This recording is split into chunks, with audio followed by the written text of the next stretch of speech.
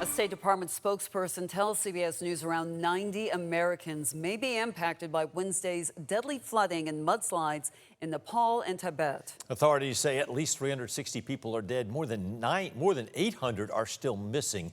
Tina Kraus with the latest on recovery efforts.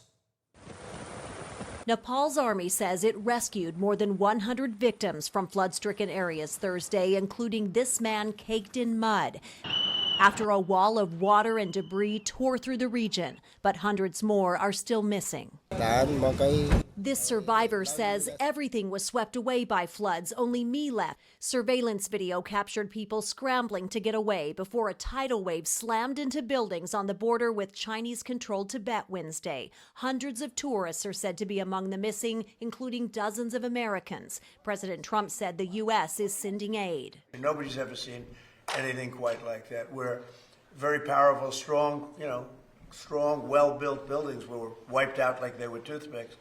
That's a terrible thing. Scientists say a section of glacier in Nepal's Himalayan mountains near Tibet broke away and barreled downstream, picking up rock, mud, and wreckage as it moved toward the valley. It hit the valley bottom. All of that ice would have got pulverized into smaller and smaller blocks of ice. Experts say it's too early to directly link the disaster to climate change, but note ice loss rates have doubled across the Himalayan region since 2000. The climate is changing in these areas. It's getting warmer.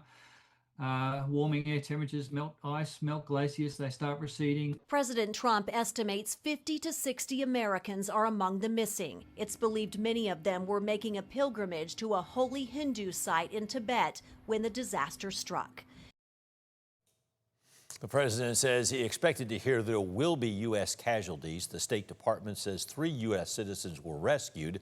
The agency is not yet aware of any U.S. deaths.